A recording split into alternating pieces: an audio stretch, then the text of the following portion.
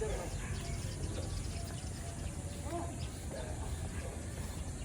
yan sir, ang plano niya pati yan.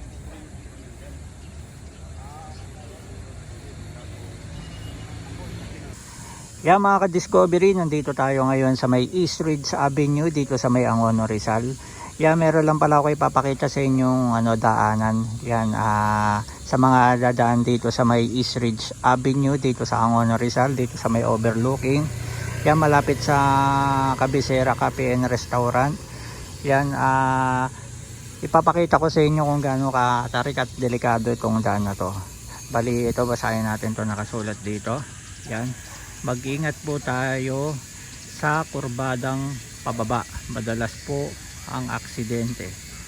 Yan, bali itong lugar na to ay madalas ang aksidente. Kaya sa mga mamamasyal dito sa overlooking, yan, papakita ko sa inyo kung gaano katarik yung daanan dito. Kaya bago kayo pumunta dito, check nyo tong video ko at panoorin nyo para makita nyo kung kaya ba ng inyong mga sasakyan ng pagpunta rito sa East Ridge Avenue dito sa overlooking Angono, Rizal.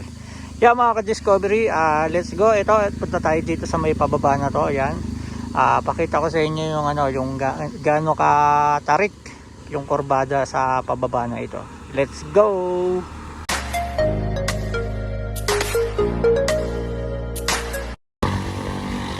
Yeah, mga ka-discovery, let's go. Pakita ko sa inyo yung daanan na to, ang gaano kadelikado.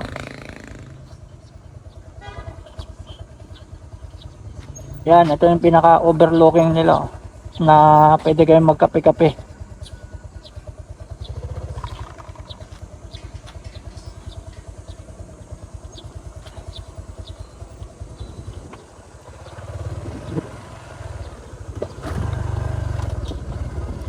Yan, dapat kayo dito.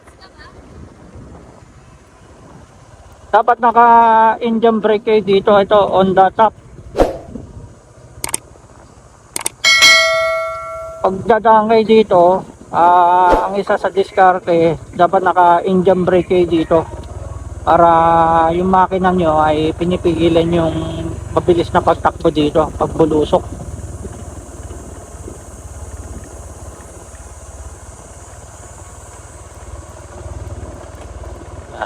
Babala, mag-ingat pababa, nakamamatay. Marami na aksidente dito sa area na to. Ito. Yan, mag-ingat po tayo sa sa pagbaba rito.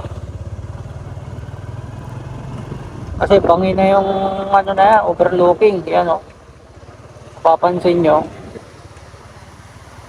bangin na yan.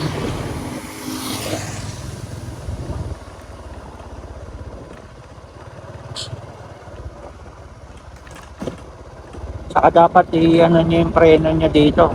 Check nyo ng maayos.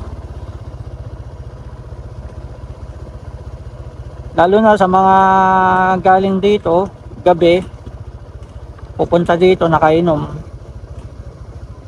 Okay, pupunta na nakainom dito kasi pag pababa na yung at kagaya na ito, ayan, pababa na yung sasakyan.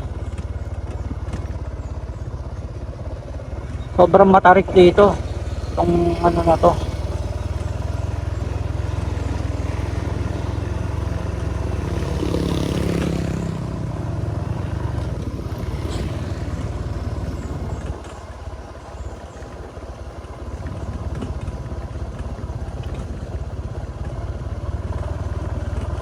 Yan, buti na lang, kapapalit lang ng ng preno ko. Kaya kampante lang tayong dumaan dito. Harap at likod, kapapalit lang ng preno ko.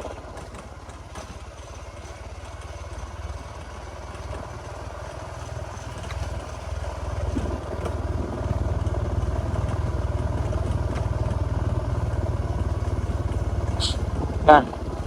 Pag-ingat pababa, nakamamatay. Yan, mapapansin nyo, ayan, marami na mga aksidente sa lugar na to, ayan, yan, mga nakamotor, lalo na sa gabi. Yan, madalas sa gabi. Kasi medyo madilim yata sa daan na to. Papansin nyo, Ayan, oh, bangin na yan.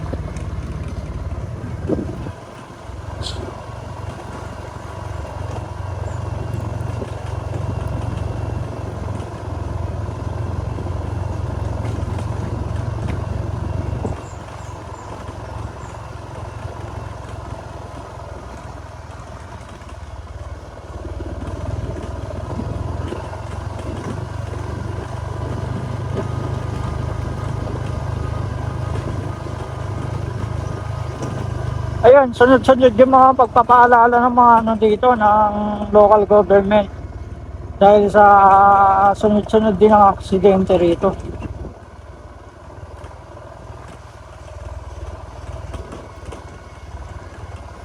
Ayan dito, ito, sigurado marami na aksidente dito. Kaya nalaglag yung mga barrier, oh. Pero yun, oh, sira-sira yung yero. May mga bumangga na dyan. Kaya sa mga dadaan dito, siguraduhin yung preno nyo malakas. Lalo na sa mga naka 4 wheels. Kasi ang 4 wheels may tendency na ano, na hindi kumagat ang preno pag mabigat ang sakay.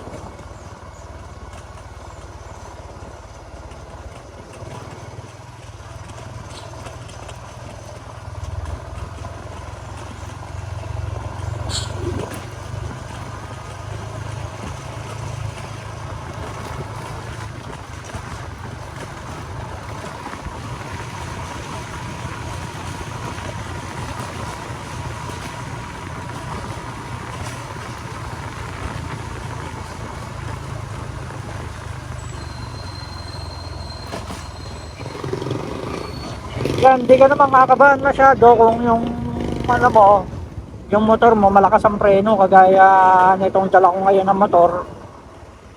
Sobrang lakas ng preno kasi kapapalit ko lang. Harap likod.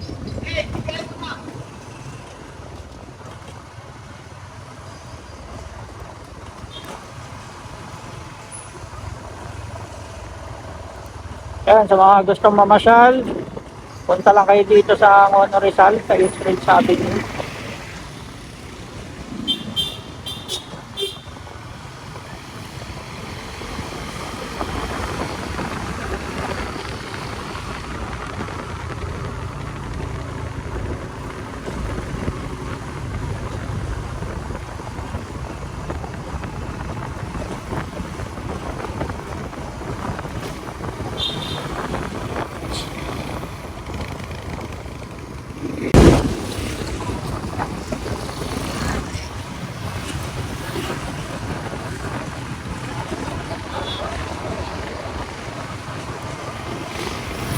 Yan, bali itong ano natin, patag na siya.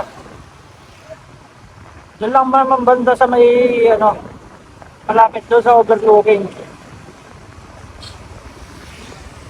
Diyan lang naman medyo talagang matarik. Pero kung ang preno nyo ay ano, bagong palit at ano, maganda, hindi kayo kakabahan. Kagaya nung ano kanina, pagdaan natin kanina. Pero kung pababa na at pinabilisan mo pa yung takbo mo, napakadelikado talaga. Yan, dito na tayo sa may ano, palabas na tayo ng highway dito sa may Manila East Road.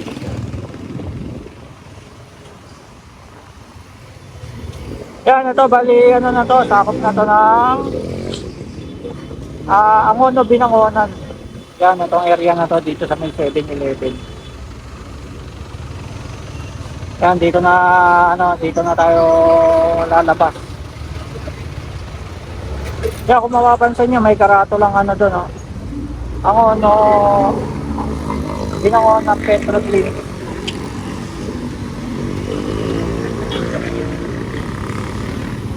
Yan mga ka-discovery, hanggang dito na lang ang ating vlog dito sa ano, sa pinakita ko sa inyong ano, daanan na matarik pababa dito sa may East Ridge Avenue.